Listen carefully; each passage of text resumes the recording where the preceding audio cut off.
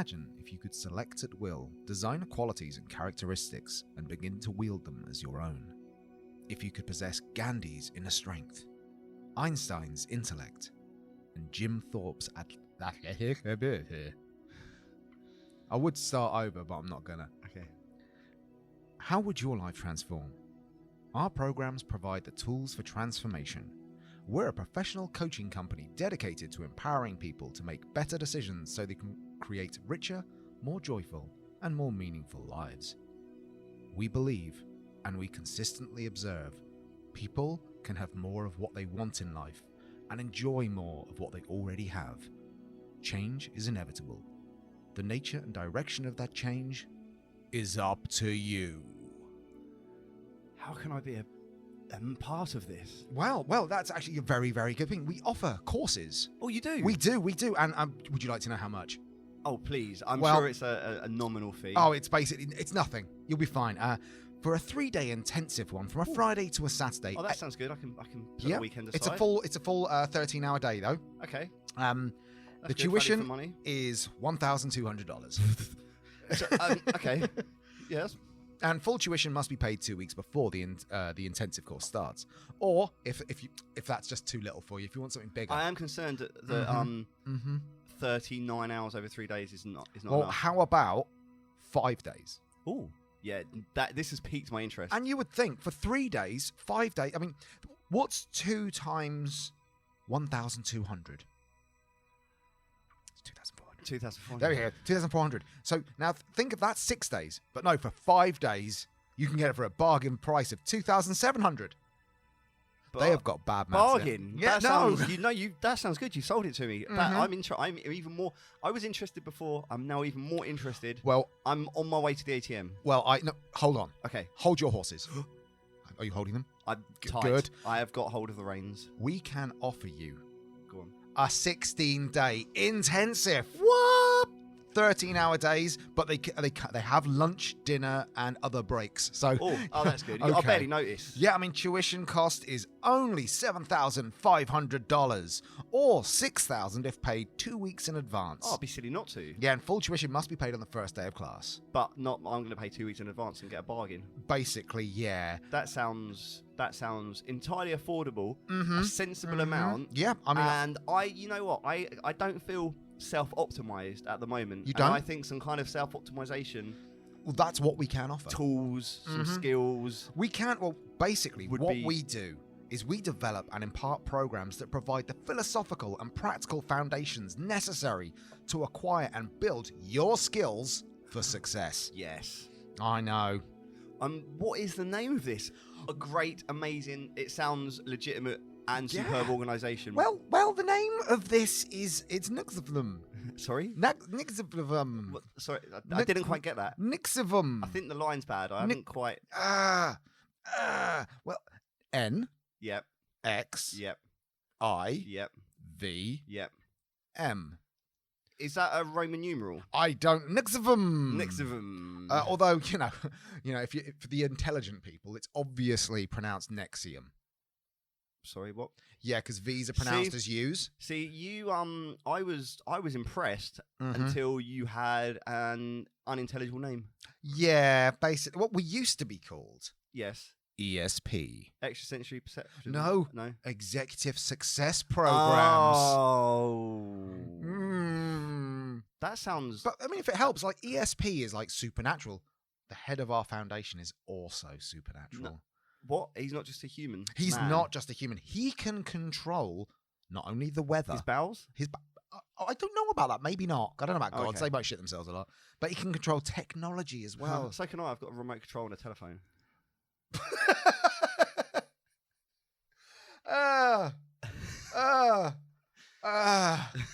Anyway. I feel if I was selling this, just for your own notes later, I would start with technology and then move to weather. What is it? I would say you control technology and then say, and also controls weather. To me, that feels more impressive. Right, well, welcome to Echo On, a true crime podcast. I'm Chris. And I'm Christian, and we're here to talk about NXIVM. NXIVM. Yes, that opening advert you heard was verbatim from their website before they deleted it all. But it's available Google Cache. Mm-hmm. All right, yeah, basically, it's not going to be a massive deep dive. We're just going to tell you some of the more interesting parts and some of the funnier parts of it. Controlling the fucking weather, really. I mean, I love that they say they're not a cult. This isn't a cult. No. He can control the fucking weather. And also, he is known as Vanguard. Which just makes him sound like he's from, like he's in Thor or something. It does. Or it's like an anti-theft device you put on your lorry. It's a Vanguard. Just picturing that guy just holding your car. Don't come near here. Not coming near, it's Vanguard. Well, apparently, this guy, Keith Raniere, people pronounce it different. Like, in the people who know him and talk about it from the documentary and that say Raniere. Yep. But everywhere official calls it Raniere. I reckon it's Raniere. I reckon it's Raniere, but I reckon he told them it's Raniere because it maybe sounds more European or something. Yeah, well, I think we should just call him Keith. Yeah, or Raniere Wolfcastle. Raniere Wolfcastle. Okay, we'll call him Wolfcastle. Wolfie. Okay. Wolfie. We'll call him Wolfie. That might be confusing. Yeah, so Wolfie, as well as being the founder of NXIVM, previously ESP, held 147 international patents, including 47 from the United States. They covered a variety of technical fields. Tell me more. I have got no fucking idea which ones they are, though. He earned degrees from Rensselaer, I don't pronounce that name, Polytechnic Institute, RPI. He basically went to a poly, which is, in England, it's not as good as university. No. So it's like the gap between, in America, would be high school and college. The gap in between there, kind of that's the level it's at. Is it like maybe a community college? Maybe, level? But he got full degrees in you get full degrees maths, from community college. biology, physics, and minors in philosophy and psychology, and has an expertise in computer science. It's not the only minors he's going to have. No, more of that later on. He's a computer science guy. I broke your flow then a bit. No, that was actually very good. That was better than I could ever think of doing. During the time, he's had the Dalai Lama. The Dalai Lama. No, he hasn't had the Dalai Lama. No. He has had, as a guest, he's had the Dalai Lama. He's spoken to the Dalai Lama. Because when I look at the Dalai Lama, I think you need self-optimization. You seem like someone who doesn't do much and isn't like pretty active in like world politics. And you don't seem to be someone who knows a lot about ethics. You know, someone like the Dalai Lama. He doesn't know shit, does he? This is all sarcasm, by the way, just in case it isn't picked up. Basically, they had these centers around the country, or countries in Canada as well. And was there one in Mexico? There was one. There was one in Mexico because they would occasionally jump over the border and which they get people in and give them. It's basically ethics and moral principles and values. That's what they're trying to teach. But selling. I love it when they say we're selling you tools to be able to do this shit. It's like, all right, how are you going to tell me, give me anything about ethics and morality, which will make me suddenly be as intelligent as Einstein? Yeah, well, if you want to be as intelligent as Einstein, you can be. That's bullshit. You just have to tell yourself. No, because I think what it is, because like Raniere Wolfcastle, he believes he is as intelligent as anyone that he wants to. You know, he has this I guess you say like a narcissistic personality where he believes he is all these people. Oh yeah, he doesn't like. He believes he's all these people. He believes he's as good as all these people when they're in their fields. Well, he also believes. I mean, he drank his own Flavor Aid. Yes, got it right. Thank you. Because he held what one of the girls that accused him of, being a dirty pervert. He held mystical beliefs when it came to sex, and apparently he would be hurt if the woman he slept with had any other relationships because he could feel it when they had sex. He could feel it when they had sex. Of course he could. Of course you could. He also claimed to be able to help people grow spiritually by having sex with them. But that's not it. He could also fix them if they were abused. A lot of these people who go to cults and that, especially a lot of the women, a higher percentage, not a lot of, a big percentage of them, have been either mentally or physically abused in their life, and that's basically what they were looking for, something to help improve, for some kind of self-help and self-improvement. So they go. If they've been abused, I'm thinking that what he would want to do then is, make them like in a safe place. Maybe they can talk through their issues, their problems, like their what they're feeling. Try and help them maybe feel less shame. You're wrong. There's often a lot of shame involved in that. You're wrong. Feel less shame about it. No. understand that it's not their fault and it's the other person who's a piece of shit, and it's that they should have no guilt about it. They should not feel dirty about it. It happened to them. They're survivors. Nope. They're not. No. He fucked them. All right. So they can get over their trauma of being abused by family member, a stranger, whatever. The sexual trauma as well. Yeah. By having sex with them.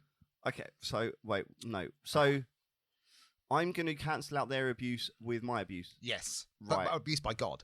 Abuse, yeah. He can control the weather, Chris. Guy's got God dong. He's God dong, which we'll get to his dong in a minute. Yes, yeah. But I've heard he knows exactly. Well, yeah, it's weird because the way he deals with, interacts with women around him, he basically goes with what the former federal sex crime prosecutor Krishna Patel talked about what he actually did. And how it was basically grooming techniques. Yes, like he was the way he deals with people in his inner circle, grabbing the one's crotches in front of the other people, making jokes about camel toes or the amount of hair on their vaginas, things like that. But also, gentlemen, changes the living situations, which a lot of male groomers do, by introducing pornography into everyday life, leaving it running on the TV. I remember hearing about this. Yeah, walking around the house naked and basically changing. What for groomers, it's children or anyone who's got any trauma, or anyone who's like, I hate to say weak-minded. I don't mean it in a bad way. Impressionable. There we go, impressionable. Yeah, basically doing that to change their idea of what normal is. Yeah, I was going to say it changes the normality around them. Yeah, and at first, presumably they would have been put off by it, but also presumably at first, you start off with a little bit, like it starts off small, and you can go, oh no, it's fine, and then it gets more, and you go, oh no, that's fine, and it gets more, and it gets more, and then it becomes an ordinary situation. Especially if you see all the women around there and him, Wolfie, doing this, and they're saying, no, this is normal, and they're acting as if it's normal. Yeah. An impressionable brain will automatically, even if it takes months, will eventually see that as normal. And also see having sex with him as normal. Yes. Because the one thing that he's been accused of is one thing that I had to look up because I had no fucking idea. I heard of it, but I didn't know exactly what it was gaslighting, which is related to this, of course. Yeah, so, I mean, a lot of people out there might be like, he lights old lamps on a street. Or might also think that we're incredibly stupid. Like, I knew what it meant broadly, but I didn't know. Like, if someone mentioned someone was that it was gaslit, I kind of got it a little bit, but neither of us had a really good understanding of exactly what it meant. Yeah, because we didn't know about the grooming aspect of it, what he actually did to people, like saying he could control weather and like technology as part of it. It's I found a great little phrase, intentionally undermining reality, which is basically really good because he created his own reality with his persona, with the living situations, with life in general. He created what the world actually was and said that he could make people see the reality of what it was, and basically made the shit up as he went along. Absolutely, yeah, but you're questioning your own. So you can. It comes from we looked up it. I forget the name of it, but it came from a book. In the a book and a play called Gaslight from the 1940s, and this in it the man he would go and look in his attic at night, and when he turned the gas light on in his attic, it would make the lights in the rest of the house dim, and his wife would say like, oh, you must be in the attic looking around because it's causing the rest of the lights to go dim, and he would just kept telling her, no, that's not right. So she believed it. No, she saw it with her own eyes, and he made her not believe that the lights were dimming in the house, hence gaslighting. So you can see something with your own eyes, you can know something to be true, and they tell you enough times that it's not true, and you start questioning your own sanity, your own perception, things like that. I mean, it's to be fair, gaslighting is the way lots of religions occur with indoctrinating children into a religion. A lot of it is gaslighting. It's fucking ridiculous. But let's get onto his penis. Sorry, let's get onto his penis. Let's get onto Wolfie's penis. Well, climb on. Oh, I think we should. Because this is talking about like some of the ways that he gaslit people, but also changing reality. There was one girl believed to be 15 at the time called Camilla. Fuck's sake, 15. Yeah, and he basically was having sex with her at the time, but she started seeing another man. Yes, because they were allowed to apparently, but he got very annoyed by it, let's say, and he sent her loads of texts asking about like the shape and size, things like that, and like said, "Did you like his taste better than mine?" Oh, that's so gross. Now thinking of the slave and master thing, because she was his slave, and we'll get into the slave and master thing in a minute. But that's she really said, big part of I it. wish I didn't have to answer this, but yes. So I wish I didn't have to answer it. She literally couldn't lie to him because she's so indoctrinated into it. And then he went, he is shorter and thinner, penis-wise. She wrote longer, but thinner. Now, this is the bit that I found really it's hilarious. Already... So I just want to go back. It's already a fucking weird conversation anyway. Yeah. Add into it, it's a 15-year-old girl who's in a like subservient position within the organisation to him. It's even creepier. Yeah. And 15? Yep. Fucking hell. But his response was, I am examining perception. I know his penis is 6.75 inches full erect, and mine is 7.5. So now I'm looking at how you're slanting things. So he's... Yeah, so again, like this is exactly gaslighting. She knows, she has seen both their penises. Mm-hmm. She knows which one. This is such a weird conversation. Yeah. She knows exactly what they both look like, and he's telling her, "Mate, you're wrong." And you're trying to, and you're like going against me. You're slanting it against me. I mean, it's basically those type of exchanges happened all the time and had like a disorientating effect on the people he was saying it to because they were impressionable and made them completely doubt their own, not only their own beliefs, but their own conscience and everything. Yeah. And also the thing is, because he's being held as like the most intelligent man in the world. Like people have described him, didn't they? They said he's like, do you want to meet the cleverest man in the world or the greatest man in the world? We're changing things. Like, yeah. Whereas what's he doing? He's basically standing in the middle of a classroom saying absolutely nonsense. Like if you listen to on YouTube, he released these videos of just him talking about general thing, like one-on-one things. But if you actually listen to the words he's saying, he's very confident. The reactions from there's one where he's having a conversation with Alison Mack, and she starts crying. Yeah, saying that was most beautiful. That was so deep. What I actually said, he did word salad. Yeah. But it's like for someone who speaks so much, he says very little. Yeah, but I think that's the way with any narcissist who has a position of power. I mean, I used to work for someone who will remain nameless, who is in a somewhat position of power, who is a cocaine-addicted narcissist. Yeah, a nameless ghoul. And when I saw the videos of Raniere Wolfie talking... What's his actual name? Oh, Keith Raniere. I forgot his name, but now. When I actually saw him talking, it was a flashback to me having conversations with my old boss. Yeah. Because it was literally just word after word after word. And if anyone listens to it, they believe it. Like there's interviews with my old boss where I know people have watched it and said that was one of the most deep and philosophical things I've ever heard. It was so emotional. I'm so affected by it. But it was literally bullshit. It didn't make any sense. And it's like there was people who talked about Wolfie, about those, saying when I was there at the time, it was so deep and meaningful. Now I look back at it, I'm just going, the fuck's he talking about? There's no actual sense in the words. Yeah. And it is chronic narcissism. And I don't get it. But even now, I mean, I'm jumping ahead here, but I just think it's actually quite telling of the dedication that they still have. Like Alison Mack still has, despite everything that's gone on, because she basically, Nancy Saltzman, who's the co-founder, basically top dog next to him. Yeah. She testified that it was Wolfie's idea to introduce branding to the slaves. We'll get onto DOS and branding in a second, but just so you know, when we say we will go into it. When we say branding, in case anyone isn't sure, we don't mean like calling it the branding of NXIVM and like a logo on a website. We mean a flesh branding with a cauterizing pen. Yeah, like hot burnt skin. Yeah, basically, but she said it was Wolfie's idea, 100%. But then Alison Mack has later said, no, it was my idea. It was my idea. Reducing his sentence because she's going to get like even if she says it's her idea, it means that it's going to be less looked at him being because she's I think already looking at less time than him. Oh yeah, he's going to be I think he's looking at sort of 20 odd years and she's looking at 20 odd months. Taking a few years off him and adding a few months to hers, she's jumping on laying her body down on the line for him. Which is I'm sorry everyone, in case anyone hears or whatever, I've got a cold has started to come up last night and this morning. So we've had this recording plan for ages, and I've got a sodding cold. So you might hear like unwrapping of Vocal Zone pastels, or just me sounding like I'm holding my nose. And we are not really annoying. We are not endorsed by Vocal Zone, but if they would like to contact us, I eat enough of those things to be a really good person to be. Yeah, Christian consumes them constantly. But between recording it for this and rehearsing, writing, and stuff for our band, he eats almost nothing but. I'm going to die because of over vocal zones. Vocal zones and Twizzlers. So if anyone wants to send us vocal zones or Twizzlers, please do. Anyway, DOS. Oh yeah, sorry. Well, basically we just covered there basically the piece of shit head of it.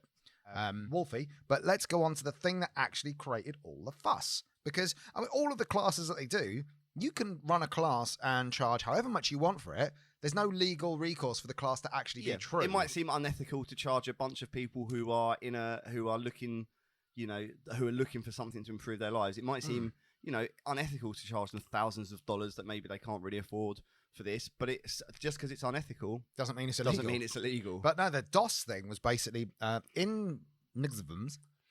Do you have the Latin of what DOS stands for? Chris, what is DOS? DOS stands for Dominus Obsequious Sororium. Dominus Obsequious. Can't remember the last word. Sororium. There we go. A Latin phrase that reportedly translates roughly as master over slave women. Now, break that down. Dominus is master. Is Dominus what? Dominus Obsequious Sororium. So women must be sororium because like a sorority is Dominus. So obsequious must mean over master over slaves. I don't know why Probably. Female. Maybe sororius is the female version of slaves for Latin. It's probably. I'd imagine it's contextual, because you would it's probably like a member of the group or whatever, like a sorority maybe. I don't know. But for some reason, they say reportedly translates as. That bothers me. I think it's because I would imagine it's because it doesn't actually translate properly into Latin. Or it doesn't translate for people to understand and relate it to what it actually is. It probably just means master over self, but we don't know. But they said, well, it can't mean that because it's. It would definitely be women because it's the sorority aspect. But no, of it, you're guessing that. You don't know Latin, so you're guessing sorority. Well, but a sorority in America, like the group is only the women's one. Yeah, but no, it's like that. I don't know. It seems very convenient that I think call it that. I think it's so. The other thing is NXIVM called DOS stands for a phrase roughly translated from Latin as "lord over the obedient female companions." So not slaves. So when they say it's already that's a second one that's read into it. Yeah. So, but whatever it stands for, I think so. It'll be roughly disk operating system. It will be roughly the lord over the women companions. Yeah. They also did one for men. Yeah. And it was male sorority. It was male sorority. DOS, MS DOS.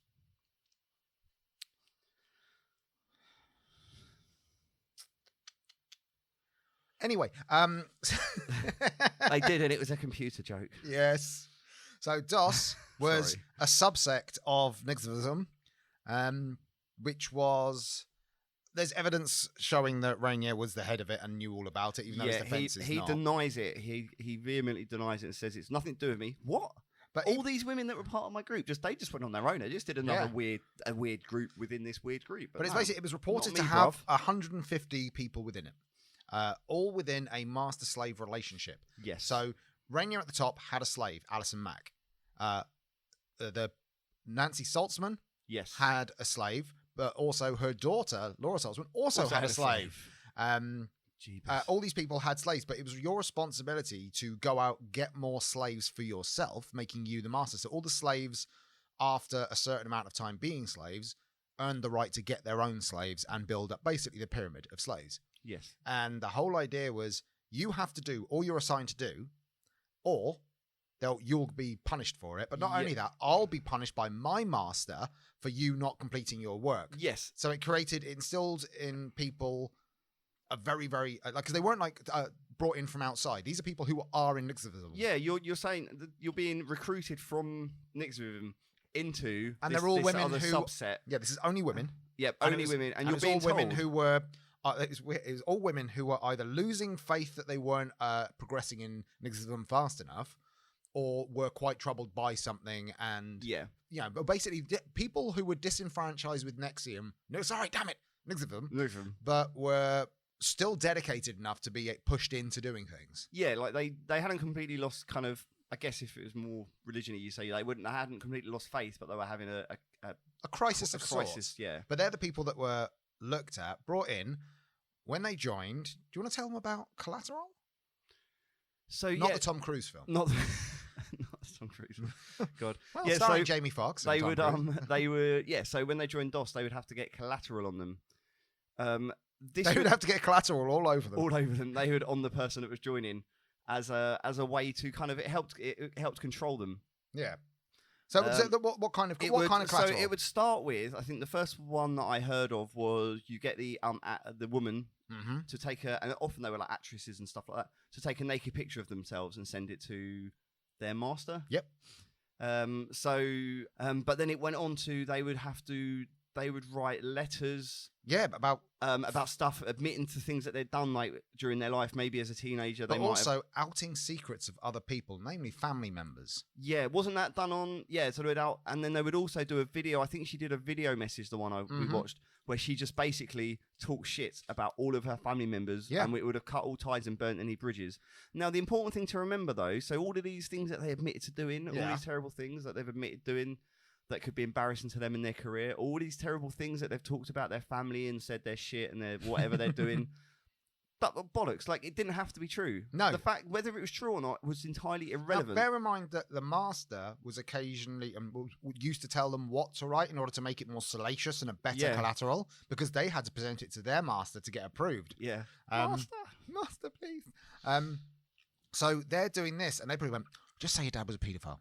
Just put that. So they're putting that. Now, imagine this comes out later on, and it's a sworn statement from somebody, obviously not admissible in court because it's not done in any particular police station or anything like that. It's actually done as just a bit of writing. So you can't prove it, so you can't prosecute it. But there would be an investigation if you say, oh, wait, you said this guy's a paedophile. Oh, you say you're joking now, but this is proof. It's like a statement. So we're going to have to investigate, which would literally ruin the guy's career, even if he wasn't a paedophile. That's the thing. Things like paedophilia as well. Yeah, you're often seen as like guilty until proven innocent, unfortunately. Yeah. And it's even after that, bounce back. Yeah, even if you're proved innocent. Yeah, it's very hard to bounce back. You might be innocent in the eyes of the law, but kind of culturally and around where you live and work, people like there's many instances of English celebrities who have been accused of paedophilia, proven innocent, and their lives are still fucked. Yeah, Cliff Richard has talked about how much it ruined his life for so long, and he's still like suffering the Matthew Kelly from it. Matthew Kelly was on popular programs called he's basically a TV presenter for variety shows, basically like Bob Barker. But he was accused of paedophilia and career completely ruined, and he can't come back from it. Freddie Starr, the comedian. I still forget that Matthew Kelly isn't a nonce or some kind of sex pest. Well, no, it's because he's got the. It sounds really horrible, but he's very camp. He's very sort of flamboyant character. Yeah.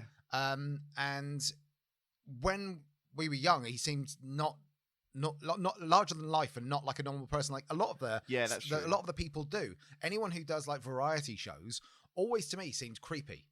Even though they're not, it's part of the persona, it's part of what they do. Yeah, just because you said they're big and flamboyant and they've got to be over the top. But because when he got arrested way before U-Tree and Jimmy Savile all of the more recent stuff. So I was I think probably a teenager when it happened. So yeah, I still forget. Like when he I saw him on something recently, like an article about him being on some TV show recently. Yeah, and I was like, oh, he's on telly. I was like, oh yeah, he didn't do anything wrong. I forgot. Because it doesn't matter how often. I mean, they're not. People vilify people to such a degree when they think they're a paedophile that when they have to say they're wrong, it's only a small afterthought. Yeah. It's not they're not going to push it as much. You, sir, are a paedophile.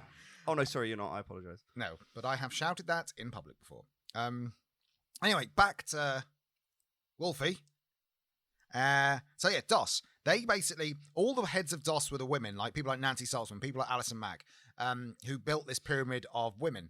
But because Alison Mack's master was Wolfie, that's where he was the head, and they've had access to his Yahoo account and managed to look at all the emails and found all the his back and forth emails with Alison Mack talking about the vows that they have to take. Yeah, you right there? I've just had a complete I just can't stop laughing at you shouting at a man in a pub that was a paedophile because he slept with a 15-year-old. That's paedophile. Yeah. But it happened and I was there and you were shouting at him and I just remembered it and now I can't stop laughing about it. I'm really sorry. We don't have to keep all this in. I can't control myself. Oh no, it's staying. I'm having a moment. There are some people out there listening who are present for that debacle. Anyway, yeah, so the DOS thing, he was obviously in charge of it because he co-wrote and offered up a lot of the vows, and also the first assignment that all of them had was their assignment. They have to go and seduce Wolfie. Keith Raniere, as you're I ran Keith Raniere from NXIVM. Yes, Keith Raniere. Yeah. So I'm a member of this elite group of bad bitches, which is what they called themselves. They were bad bitches or badass bitches or something. Like I'm an elite member of this elite. I'm an elite member of an already elite group, which is the bad bitches of NXIVM. What's my first? Well, you know that sweaty weirdo. He says he can make clouds. Yeah, the one I've had to have loads of sex with already. Yeah, but you've got to go fuck him. What, but you can enjoy it. But I've already done. No, you can enjoy it. So I'll go seduce the man who wants to have sex with me anyway. To be fair, we don't know if he had sex with them already. This was just like doing that. No, I'm just assuming that they did. But you can enjoy. I can have fun. Apparently. I mean, that's nice. Yeah, but you got to come back. But after it, because he's got nothing to do with it and he doesn't know about it. Yeah. He is going to take a naked picture of you afterwards and send it to us. Okay, as proof. As proof what? That you've completed your assignment. What assignment? But he doesn't know it's assignment. Shh, so why is he taking? No. Create weather.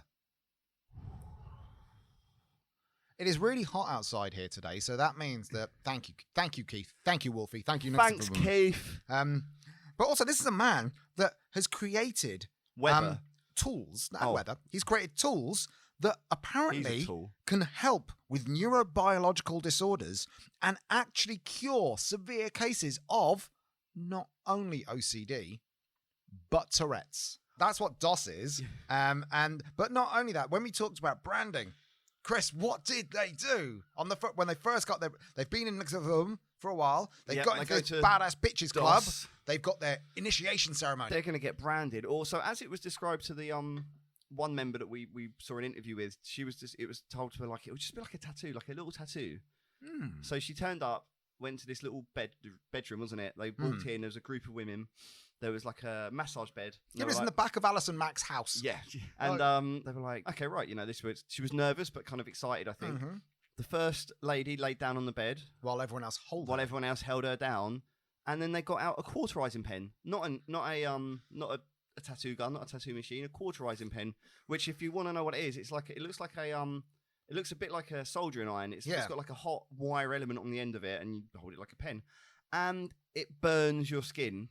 Basically like cuts into your skin, cauterizing it as it goes along. Yeah, so it doesn't bleed and it causes it to scar, like big red scarring. And this apparently took about 30 minutes. I'm sorry, but I've seen the size of the tattoos. There's no way they take branding. There's no way they take 30 minutes. Do you think they did it really slowly on purpose to test them? Because they said they were holding her down. Obviously, it smells like burning flesh. The girl's screaming and trying to writhe in agony. And they were allowing them though. They were naked. Everyone was naked. Oh yeah, I totally forgot. And everyone was naked. But they were allowed to wear surgical masks to stop the smell of burning flesh. That was nice of them. And they were told that not only is it important, to get the branding of the NXIVM sign, which is just some lines that are kind of important. They mean something. Yeah, like this line means Earth. This line means whatever. Yeah. So they've got this brand put on them. And they're told it's really important because not only are you branded with our group, but also you're doing something challenging and difficult, and to get through such an ordeal is character building. There's lots of character building things you can do. You can go do a bunch of push-ups, and when you think you're really exhausted, do a few more.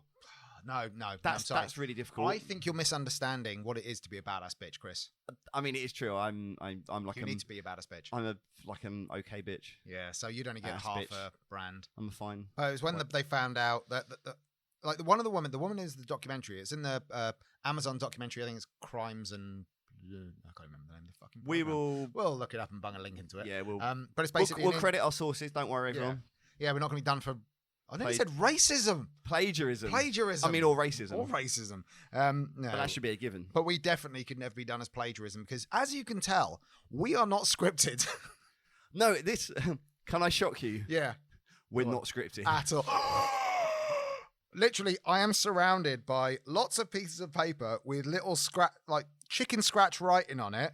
I can't even read it. You know what I've got written down? What? Start with NXIVM advert by Christian. That's all I wrote down. We got far. We really did go far with this. We have research stuff. We just didn't write loads of stuff down. Because, and we're going on our memory. So that's why we're fully aware that when we say things, parts of it might not be 100% accurate. We think they are, and we remember that they are, but we're fallible creatures. We're not badass bitches. We don't have those brands. Nope. And the brands because on the documentary, the woman, basically, that was her, after she had it, She said she was elated. She felt elated. Yeah, and that was the included. thing, because and that elation is going to come from a combination of things, isn't it? One, your body has just released a shitload of endorphins, and everything. So you're on top of the world because it hurts like a motherfucker and your body's getting over it. Plus, you have just been through an ordeal with a group of women who have all gone through it together. So that like going through a tough situation with a group of people definitely helps build like bonds afterwards. Oh, it does. It's the same, but then it's the same with the women in the Manson family. You know, absolutely. Yeah. Any sort of a group trauma will bind you together, whether it's positive or negative. But then straight afterwards, this woman contacted her friend because she realized, fuck this shit. And it was when she looked at it, they saw that the brand was actually the initials KR, but on the side. Yeah. And also, if you look at it the right way up, it's the initials AM for Alison Mack. And they've both denied that this is the case to this day. Going, no, it's not. That's not what it is. But they're not. Don't be silly. No. It's like, yeah, right. You're fucking kidding me. I'm gonna in the bottom there'll be a link to what the brand looks like. Yeah, we'll show you the brand. We'll show it to you the way that they present it, and then we'll show you what it twisted around so you can see what it is. It's fucking stupid. I'm sorry, but if you're gonna obviously Raniere knew that what he is doing is illegal, whether he admits to it culpably or not. He knows. So why would you get your own fucking initials done? And also, like, he denies it. But this is just a little excerpt from the original New York Times article that was in 2017 that helped kind of open the door on a lot of these things to come to light. That was Sarah Edmondson. She was the one that was interviewed on the documentary we watched, and she was interviewed for the New York Times article. And there's an excerpt from a text message from Raniere Wolfcastle regarding the branding. So, not intended initially as my initials, but they rearranged it slightly for tribute. If it were Abraham Lincoln or Bill Gates' initials, no one would care. The primary meaning and design of the brand symbols has nothing to do with my initials. But he's admitting knowledge of the branding and admitting knowledge of if someone else had done it. So he was okay with the branding, but he knew nothing about DOS. He would have sex with all the women to get rid of their trauma, but he knew nothing about DOS. No, he would send a naked photo post-coitus. Yes. He would send emails to all the members saying what the vows were and what they should be. But knew nothing about DOS. Knew nothing about DOS. All of this, like, I could see... I used to know loads about DOS, but, like, you barely have to use it anymore. I've forgotten loads of stuff. It's like C++. Why would you not know it anymore? But there was if you look at all the cult leaders... they are all weird-looking guys. All of them. But no, even Charles Manson, back when all that time, before he grew the beard, did the swastika in his head and all that, was still a 5'2" weirdo. Yes. But you could see why he would be seen as a musician, hippie, right? Yeah. There was some charisma to him. Yes. Jim Jones was like positioning himself as basically the same as the Dara Sasha Sauda guy. Yes. As like this larger-than-life... Episode... I can't remember. Episode Blue. We'll... link to it back in the archives if you want to hear about Dara Sasha Sauda. What's his name? Ram Rahit Singh. Yes, Ram Rahit Singh. There we go.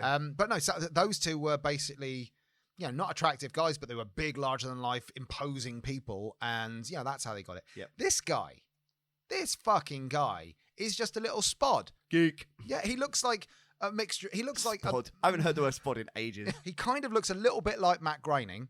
Gone wrong. Yes. He's got he looks like the kid in class that got bullied by someone else in the year. You witnessed it, but you didn't step in because part of you was there going, he kind of deserves it. He's a little twat. Yeah. It's a self-important prick who basically thinks he's sexy. I mean, there's selfies that they've got from his phone of him like lying in bed topless with his hair around him, and it's like that picture. It's just bad. You can almost see everything. It's an awful photo. But all of that, like, he thinks and believes and has led them to believe that he's this epitome of sexiness. When every picture is just like, dude, you look like you once dealt in car insurance, but then you quit because having a nervous breakdown. So now you basically go door to door selling encyclopedias. Yeah. And but he manages to command such. We worked out, like, from the amount of people in NXIVM and the amount of money that the courses cost, they would have made close to $100 million in that alone. Just in the fees. And that's not the illegal parts of it. I mean, they've been done when the charges, there's racketeering and things like that, because they were taking money off people. And also, like, from DOS, one of the other pieces, when they join it, they have to sign a written contract between, this isn't DOS, it's just the slave and the master thing generally. But when they have to sign a contract between the master and the slave, which is, if the slave ever leaves, then their collateral is used against them. But that's the same as the DOS thing. But the major thing is, if they fuck up and they do not fail in some of their assignments, the master then has rights to all of their possessions, including houses, cars, anything like that. Nice. That seems. And that's basically seems reasonable. Yeah, I mean, but then Wolfie's whole thing behind it is, no, it's free will. We didn't like stop them doing it. It was like, yeah, but it's not free will. It's not really if you've been gaslit, you've been worked on. But also, that's the other thing I think we almost mentioned it earlier with the with the slave master relationship. So they said they've got 60 seconds to reply. So if the master messaged the slave at like 4 a.m, you have to reply within 60 seconds. And if you don't, that's a paddling. That's a paddling. Literally, that's a paddling. A naked paddling. A naked paddling. So the slave gets paddled by the master. Yeah. I don't think that's a sexy paddling. I think that's an anger paddling. There's not going to be pillow fights. No, I think it's just a paddling. Damn it! Movies have lied! But then I think with like Raniere Wolfcastle, Keith Raniere, Keith Raniere from NXIVM, paddles the master. Yeah. I think that's a sexy paddling from his perspective. I think he enjoys that bit. But it's like the whole gaslighting thing. It's like a fucking paddling. Yeah. What century are you in? I never thought that something, if you looked at NXIVM and looked at it without any years attributed to it, you would have believed this was in the like 70s or like 80s or maybe even less than that. The fact this is current. And this has been happening for a decade. Did we actually say what year that it was founded and everything? I can't remember. I don't believe I did. But ESP, as it was originally, was founded in 1998 between Raniere Wolfcastle and Nancy Saltzman. In, I think, was it 2005 it became... I think it was... You can hear me with the paper. I think it was 2005 it became NXIVM, but I haven't got it written in front of me. Basically, more than 16,800 individuals have participated in the programs that they do. But then you got to think of all the money in that they've been done for racketeering. Because racketeering, again, I had to look this up because I was there going, that's what they do gangsters on. But no, a racket, which is where it's from, a racket is basically running a business for the nefarious means, and basically just for the money you're earning is earned illegally under the guise of business. Yes. So if you were a gangster and laundered money through a construction company, that's racketeering. Forget the crimes where you got the money. This is just another crime because you're posing a business illegally. Yes. Which it turns out NXIVM was. Our primary desire is to help create a data-based, rational and ethical world. It's very simple. Factual data exists all around us. It is there for us to gather, and we can do so by merely observing reality. There's a fucking example of him saying utter bollocks. None of that actually makes sense. Factual data exists all around us, and we can gather it if we observe reality. But it's the kind of shit he comes up with that's utterly insane. When you listen to it, you listen to it when I first said it, you go, all right, I just didn't obviously get it the first time round. And you break it down and go, no, none of this is actual sense, but all the people following it fucking believe it. They think, oh, wow, that's really good. Oh, my God. Oh, yeah, you're right. Factual data does exist around us. Oh, we need to be a rational, ethical world. Are you fucking kidding me, you utter dumbass twat? Sorry, I had to have a rant. Chris has gone to get us some beers. So I decided to just jump on here and vent a bit about this bollocks. Here's another bit. We believe it should be possible for people of all faiths, Christians, atheists, Jews, Hindus and Muslims, etc., to live and work together. Okay, that's just a fucking obvious statement. Why do you have to put it in that? Humankind should be able to coexist on this planet in a harmonious fashion. All right, yeah, they should. They don't, so fucking stupid thing to say. Therefore, we believe the ultimate human morality cannot be based on mysticism. You say you can control the fucking weather! As long as human morality does not have a common denominator, we will probably continue to fight the same wars we've been fighting since the beginning of time. Morality having a common denominator? It does! The human condition is a common I hate... Chris is back with beer. I hate this guy. I hate him. What did I miss? It missed me venting. I was venting about the bullshit. Anyway, we are going to go on now to the big. You no doubt know about a load of people were arrested, and we're just going to go through the 5 main people who've been arrested, the charges against them, and we were sort of doing the "where are they now" bit now because it's so long. Oh, but let's start with Keith. Or, as I should call him, prisoner 57005/177. I didn't know you were going to do that. Yeah, he's guilty and awaiting charges in November. He faces up to 25 years in jail for sexual exploitation of a child and child pornography. Basically, sexual exploitation, it all goes down to the 15-year-old that I was talking about, Camilla. Pornography was pictures of her naked. Yeah. And he has more charges coming against him. They're still investigating all the other things. You can't believe that he's only ever, judging by all the things that he's been charged with, that he would have only had sex with one 15-year-old. Or one minor. But even if it was, they basically charge it, doing all these court cases in pieces because they want to make sure they get all the information. They managed to have this clear cut. They can do it and they know it's going to go. But all these people are facing further suits. Yeah, up to also another reason sometimes they'll do things like that is obviously they can charge him with one lot, and if for some reason there's a mistrial or some reason they got found not guilty, they can then come in with the next lot of charges. Yeah. So you don't end up with the double jeopardy because it isn't the same charge. Yeah. So I think there's lots of other charges like against him that are going to come up, like racketeering, like and child endangerment is one. Yeah. So, but his I think they should also charge him with things like stupid haircut. Hurricane Katrina. He does claim he controls the weather, and so also he controls technology. My phone the other day turned off for no reason. Yep.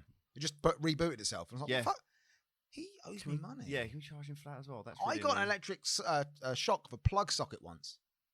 Dick, what a dick! Not my dick. No, what a dickhead. All right, that was one of those. But anyway, just as a little bit of because you can obviously tell that I fucking hate this guy. We hate everyone we talk about, really. Yeah, we never talk about nice people. No. But let's go for some nice little things about him. Oh, go on. He's since being found guilty in, what was it, 2 months ago? Mm-hmm. He was in solitary confinement. Oh, yeah. He's now released from solitary confinement. Oh, damn it. But he had such a serious case of head lice. They could have given him medication. But they have a thing, CYOHF, cut your own hair off. And he had to cut all of his own hair off, so now bald as fuck. Also, he's not allowed to have the hair dye that apparently he used a lot because he's got such fast graying hair because he's nearly 50. So he's now bald. The rest of him's so when it does come back, it's coming back as white. He has hired new attorneys because the last ones didn't do right, and apparently he is seriously depressed. Oh, and good, also he's got a splint on his lower arm. We don't know whether it's broken or a sprain, but he ain't having fun. Good, what a dick. Fuck you, Wolfie. Fuck you in the face. In the face. In the face. Goggles, they do nothing. Next person we'll look at is Claire Bronfman. Stupid name. She's the heiress to the Seagram's fortune. They make booze. They make booze like Pernod and things like that. Well, they've sold it now to, I think, the Coca-Cola company. Probably Seagram's whiskey. Yes. Basically, the actual head of it, who she inherited for, was Edgar Bronfman Jr. Or Senior, I can't remember which one. Well, who's Edgar Bronfman anyway? He died in 2013, but not before calling NXIVM a cult to his daughter. And he was ostracized and called an enemy of the organization. Of course, because nothing says reasonable organization and legitimate, or legitimate religion in another case. Mm-hmm. Nothing says that more than closing up shop and telling people you're an enemy, rather than talking to them and trying to convince them otherwise. Scientology, they're a legitimate organization and they do exactly the same thing. They're fucking cunts as well. It's pronounced cult. Oh, cults, sorry. Anyway, Claire Bronfman, introduced by her sister, Sarah Bronfman, but Sarah's not included in any of this because Claire just went mental with it. Her fortune is estimated at $250 million. About £1 or £2. She's been done for fraudulent use of an ID, conspiracy to harbour illegal aliens, money laundering, and identity theft. This all comes from bringing women in, part of the money laundering, which is self-explanatory. The conspiracy to harbour, it was bringing women in from Mexico over the border, giving them fake identities, all for keeping them as slaves. Now, these slaves weren't just I'll call myself a slave. They kept these slaves in a room for 2 years. They were different, weren't they? Like they weren't members of the organisation like the others, were they? They were brought in as fucking sex slaves. They were trafficked and they were sex slaves. Or as he calls them, fuck toys. That's from Wolfie's mouth. Fuck toys. Nice. But yeah, so classy. Yeah, they would bring them over, but that isn't just Raniere that was doing it. Nancy Saltzman's daughter had her own slave, and she was the one who kept her in prison for 2 years. But Claire Bronfman was released on $100 million bond and is under house arrest and pending November, the sentencing. She also paid another $6 million to the federal things as an extra bond. I'm not actually sure what that was for. No, I don't understand. Alison Mack. Return of the Mack. Come on. Sex trafficking and forced labour, because she was the one who brought in all the DOS people, made them have sex with Wolfie, and made them work for her. She's been released on a 3. I thought sex trafficking was having sex in your car. Apparently not. Oh. No, I wish it was.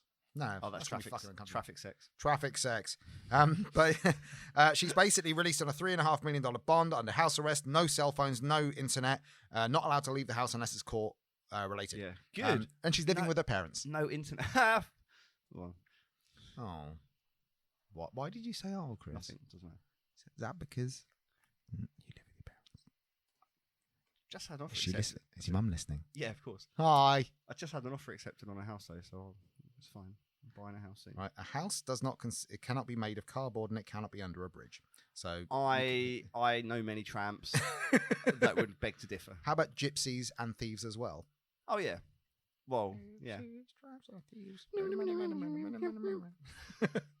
Nancy Saltzman, who is their co-head, she was the one who first caved in and started admitting to everything, pleading guilty, and she's the one that basically has given so much more information. But she has come out and saying, "It's not. I don't believe when people are caught of a crime, them suddenly turning saying how sorry they are is obviously bullshit. They're not sorry. They would have done it beforehand. Yeah, they could have just left. Yeah." But she's basically being done for racketeering. But this is quite interesting. She was a psychiatric nurse, and her specialities were hypnotism and neuro-linguistic programming. She knew what she was doing. She fucking knew what she was doing. That reminded me of, you ever see the film Get Out? I don't know if I have, actually. Oh, because basically in that, the woman in it, she's a doctor, and basically they hypnotize people and get them to do what they want and become like slaves with neuro-linguistic programming and hypnotism. So when I looked at that, I was like, oh, for fuck's sake, she's evil. Yeah. Literally evil. She went in knowing that she's got training in these really she had a very specific set of skills. Yeah. She is Liam Neeson. Yes. But not only that, she brought her daughter in and allowed her daughter to have a slave, knowing full well this is fucking evil. Yeah. Like, I don't care. If you offer somebody, a girl in Mexico, say, I'll bring you to America, but you're going to be our sex slave. I don't care if they say yes. You don't prey on somebody else's desperation. Yeah, fuck that. I mean, it's don't fuck that. Sorry, that's the opposite of what to do. But also, like, she says she's sorry. Like, kids say they're sorry. When a kid gets caught, like, writing on the walls, they're sorry. They're not sorry they wrote on the walls. They're sorry they got caught and got in trouble. Yeah, I mean, that's what she's sorry about. I once sold pirate videos at a film fair about 20 years ago. I had a table there and everything. I had pirate videos of all these films, and FACT turned up, the Federation Against Copyright Theft, the enforcement for it. As soon as he saw them walk through the door, just stood up and left, leaving all the shit there, going, fuck it, done. Now, I'm not sorry for doing that. I thought it was fucking hilarious. I was a kid. I don't care. But at the time, if I was caught, would I have been sorry, trying to plead myself. I'm so sorry. I'm not fucking sorry. I wasn't sorry because I turned up there and took some people's money. Not much. I was a kid at the time, so I don't know what I was doing. I was also not of a legal age to be prosecuted. So, anyway, but then you got Laura Saltzman, the daughter, who's been done for racketeering and conspiracy, which is something Saltzman hasn't been done for conspiracy. So, conspiracy, I presume, would be to hide the fact that she's got somebody tied up in a fucking house. I think she's going to have extra charges brought against her, but she's the one who's most likely to be let off. Out of all of them. Yeah. They think that, Raniere is up to 25 years. They think Bronfman will probably get 20 to 25 months, and everyone down from that, apart from Alison Mack, which is 24 to 36, maybe. Yep. Isn't she? Oh no, we haven't gone to. Have we gone to Alison Mack yet? No, we did. We go through that. Sorry, I forgot. Yeah, sex trafficking and forced labor. Oh yeah, of course. Sorry, yeah. She's looking at taking an extra charge, isn't she, by the looks of it, for the branding. For the branding. Possibly. I think she's already been found guilty. They're waiting for sentencing, so I think a lot of these things are going to be future ones that they're going to do, because obviously I don't know what the charge would be. No, I don't know, but being a cunt. could be like some kind of torture or something. I don't know. But like I know because like, he's denying it, even though he denies any knowledge, even though he again denying knew knowledge about it. So she's kind of take it, but she's saying it was me. I did it. Yeah, I mean, a lot of these people are pieces of shit. Like they knew what was going on. They were fine with what's going on. Pleading ignorance and saying no, it wasn't them now is pointless. The evidence stupid. Against them. The fact that the CIA have got phone records, emails. But it's weird. For the emails, they can't prove it's his. Even though it's like Keith Raniere at yahoo.com or whatever and has all of his emails and all of his contacts because they can't prove it's his. It's literally just, they literally can't prove it. It's like, well, we know it's yours, but we can only assume it's yours legally. Can't they tie anything to an IP address? He's a computer science wizard, remember? Oh, yeah, that's true. He probably has a router. He's probably got a VPN. Yeah, but even then, I don't know. I don't know the specifics, but they kept saying that it was alleged to be his, and it was like, fucking hell, no, it's yours, mate. Admit it. So this is a somewhat unusual case for us because it's still ongoing. We haven't covered anything before that. Well, no, we felt like we wanted to do this as a two-parter, but because it's not finished yet, and there's so much stupid information we could do, we're basically going to wait for November for the judgment, and then do another. And then we'll do another one, and basically talk about that and go into other things because other stuff will come out in the meantime. Oh yeah, when they bring up the next load of charges, we're gonna learn a lot more. Yeah. And I think it's important that not everyone is going to sit there hovering over the news, waiting for every new bit of information, and you are waiting for things like podcasts and all that to tell you. But there are loads of other podcasts out there. Yeah, we'll be waiting for that information. But there's lots of other podcasts out there that will go over the case bit by bit, date by date, name by name. We're just giving you overall bullshit and telling you stuff in a nice little package. Yeah, which is incidentally what I have. Package. Oh, well, apparently, no, I'm not going to do that joke. I was going to do a joke about the penis size thing, but then I realised it's a 15-year-old girl, so nope. Staying away. See, I have grown up as a person. I have learned from my mistakes of the past when I just said things that were in my head. Yes. Now I can actually sit there like Chris and I banter a lot, and occasionally I'll say a word which is deemed un-PC, and then I have to ask him. I'm 44 years old. I have to ask someone if I'm allowed to say something. Just so we know, it's not racial things. No. Sorry, it's nothing like that. But we're fine. But yeah. No, but then it always ends up with Chris going, "No, you can't say that."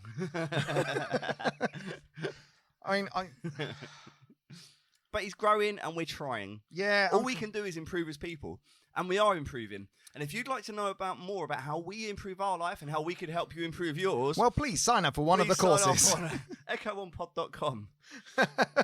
Basically, pressing subscribe will allow you to control the weather. It will allow you to think like Gandhi and give people enemas, or be like Einstein and be a massive racist. All right, it's not the parts that you were looking for, but who's to say these things? We've taken the other bits. Yes. NXIVM has already got the intelligence and the patience and the positive aspects. We've got the negatives. We'll give you the worst of life. Oh, I forgot. Oh, what? Nazis. Oh, you mentioned this earlier. You were like, Nazis. And I was like, I said literally, I was like, what? And you were like, fucking Nazis. The Nazi bit.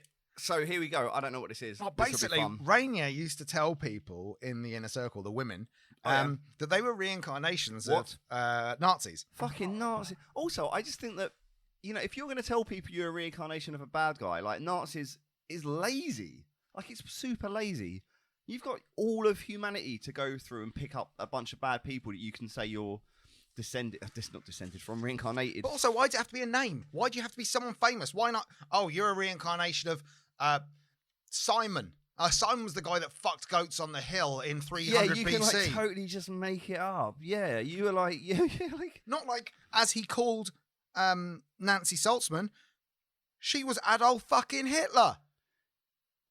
Nancy Saltzman, whose name, he was the Vanguard. She was prefect. Alison Mack's name, pimp. Oh, not even fucking lazy. Just say what it says. Say what it is. But yeah, so she was called Adolf Hitler, saying the reincarnation of Adolf Hitler, and she was instrumental in the development of the proprietary programming of people because she was into neurolinguistics and things like that. So he says Saltzman was the reincarnation of Adolf Hitler. Adolf himself. What is? Isn't she Jewish? She is Jewish. Isn't she Jewish? The surname is Jewish. It's like means like salt cellar or something in like Jewish. Yep. Well, it's in Hebrew. Oh, I didn't mean that, sorry. But yeah, he told her that she must atone for her crimes when she was Hitler by doing whatever he told her to. So... And he could help her overcome her assault on the Jews that she committed on her in her past life. This is fucking ridiculous. It's his thought process would be maybe not in real life, but what he would justify as maybe like Hitler was brought back as a Jew as punishment for the things that he did. Well, the law, Jews. yes, because he said to Jewish people. The law of karma weighs heavy on you was what he reportedly told her. So literally going, no, the karmic payback for Hitler is on you now. Because you are him. You are Hitler. Tony Natalie, an ex-girlfriend of his who's a bit of a victim of what he's done. Who was she? Herman fucking Goering. Herman Goering. She endured nearly 20 years of lawsuits, criminal complaints, and effectively terrorism initiated by Keith, funded by Claire Bronfman. She funded all the lawsuits, and Claire Bronfman's also paid $14 million into the lawsuits now. But yeah, so she basically endured 20 years because she left, and she was the first one to actually speak out about it in 1999. Was that when... Oh, no, I was going to say, I wondered if that was what... Because I know they got bad publicity when they were ESP. Yes, that was it. They basically, because of ESP, that was the publicity they got. And they rebranded as NXIVM. But they were basically together as boyfriend-girlfriend originally. Before he started NXIVM or ESP, and he told her she was the high-ranking Nazi Hermann Goering. And as a result of therapy sessions with Raniere, she told him she'd been convinced that she's been responsible for the Nazi Holocaust. So literally, the shit he's telling her, she believed. Yeah, like literally believed. But she either, I think, in one or two ways. Either she believed it because, like, you know, she was gaslit, or she just said it because until she admitted it, they probably wouldn't stop. Yeah. Like in the auditing in Scientology, they say, you know, there's something from your past you're not telling me, and then they just make shit up just so they can get out of the room. Yeah, and please basically. People. But then there's another ex-girlfriend who was another whistleblower, Barbara Bushi. She was Reinhard Heydrich, who was a high-ranking Nazi officer. Heydrich now. Fucking yeah, we got. But then you go on to some of the other ones. I mean, Ivy Navarez, who was his assistant at the time and longtime sex slave. Yeah, or who was she? Goebbels. Yay! I mean, but then he Fuck's didn't. Sake. Someone's going to cut that. Someone's going to take a clip of us going Goebbels, yay, and take it out of context. I've done it again now. No, it's fine. But basically, the one thing with Ivy Navarez, she had let her hair grow so long that it was below her feet. But she told one of the people, this reporter, that she couldn't cut her hair unless Keith determined that she had healed her ethical breach, which was the Goebbels thing. Unless she had time for Goebbels, she was not allowed to cut her hair. I'm sorry, you were a Nazi. You got to grow your hair long. She had to demonstrate to Keith that she really cared for what he was saying. Heal the ethical fucking breach. But then he didn't just stick with Nazis. No. Oh, did he not? Alejandro Betancourt. Oh, yeah. It was one of the male members, Alex Betancourt, he called him. He was fucking Mussolini. Mussolini. But also, you sir, I'm Mussolini. Yes. I just don't like it. I don't like it. But then there was the late Pamela Kafritz. She died of cancer, I believe, in 2006. She was one of the members. She was identified as a low-level Nazi whose name remains unknown. Oh, I didn't even bother with a name. He was literally sitting there just going, I don't know anymore. I don't know enough about history. I literally can't say. Just all the Nazis I know. I can't say Mengele. I don't know the name. He had to branch out to Mussolini. And then it's like a cue. And then that one comes and goes, who am I? No one. Low-level Nazi. I mean, you were bad, but you don't need a name. I don't know. You were like... Dave the Nazi. Jürgen Schmogen. So that's basically the Nazis. I completely forgot about the Nazis. Never forget about the Nazis. Never forget them. That is, if you're going to take anything away from this whole episode, never forget the Nazis. Never forget the Nazis. Insult them. Yeah, sure. But don't forget them. Dickheads. Yes. Right, this has been Before we were about to go again. We're so bad at this. We are going to do a shout out to another podcast or two podcasts. DOS podcasts. DOS. Do I can't fucking speak foreigners. Yes, two ones, which is Collateral Gaming and their sister show, Collateral Cinema. Yes, Chris actually brought me onto these.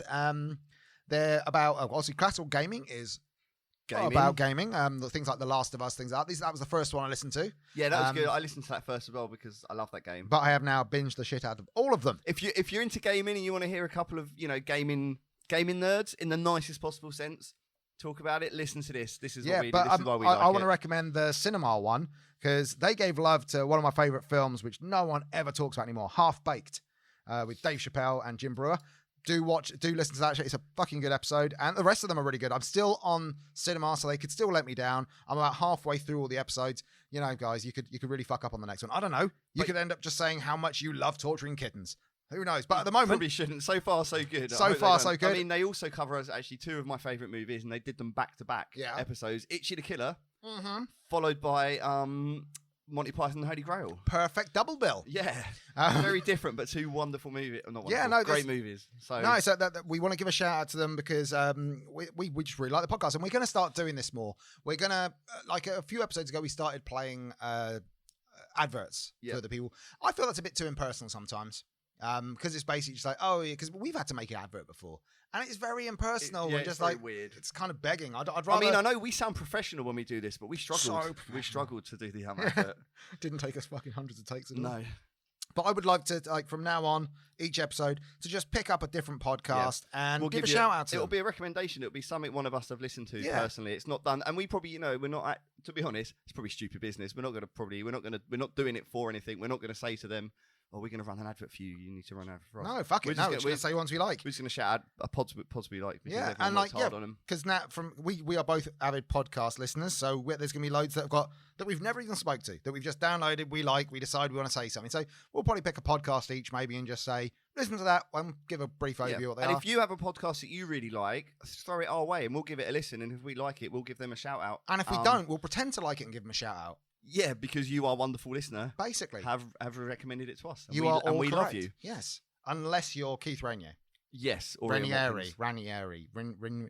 Unless you're Wolfie. Yep. Or Ian Watkins. Or Ian Watkins. Fuck you, Ian Watkins, with your phone in his butthole. Yeah. If anyone isn't aware of this thing, Ian Watkins, this is off topic, a little update. Tried to have sex with a baby. Didn't do it because he couldn't fit. He was putting the baby on meth. I'd put the baby on meth. Absolutely disgusting piece of shit. Also singing from Lost Profits, which is also a crime in itself. Which is also a crime against music.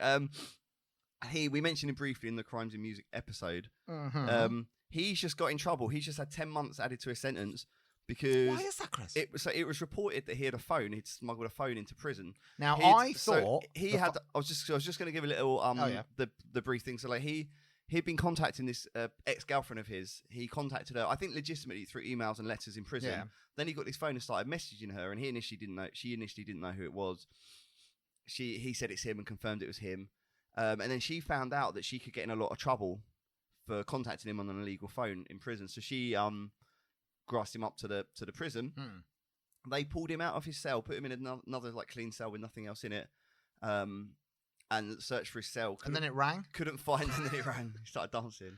Couldn't find, he had it on vibrate. Couldn't find the mobile phone in his cell, and said to him, like, and he denied he had a mobile. He denied he had a phone, and he was just upset because his mum was coming to visit him that day, and he said, am I still going to see my mum? And they were like, well, that'll be up to, the governor or whatever, we'll see. And then when they were searching his room, they came back to him, and he said, if I tell you where the phone is, can my mum still visit? He then apparently proceeded to reach into his underpants and pull out the phone from between his legs, which had been stored up his anus. So what's this in his bumhole? And when I heard this, I was there going, how the fuck can he fit a phone? I mean, granted, I've got a Pixel XL. It's a bit bigger than normal phones, but even a normal iPhone, you can't put that in your bumhole. But then... We'll put a link to this at the bottom, completely separate. It was a G-Star something. It's like the size of a clipper lighter, which still won't be comfortable. But fucking hell, look at the picture of the G-Star, and my fingers could not press the buttons. No, like literally, I don't know how he texts on it. But yeah, do you know what as well I heard? Because I wasn't sure like how they would, whether it would be on a contract or what the phone was. But I heard that the phone that he had up his bum was pay as you go. Whee! And on that note, that's all my material. You've been Chris. Don't plagiarise me. And you've been Christian. And we are Echo On. Have a lovely day. See you on social media. Bye.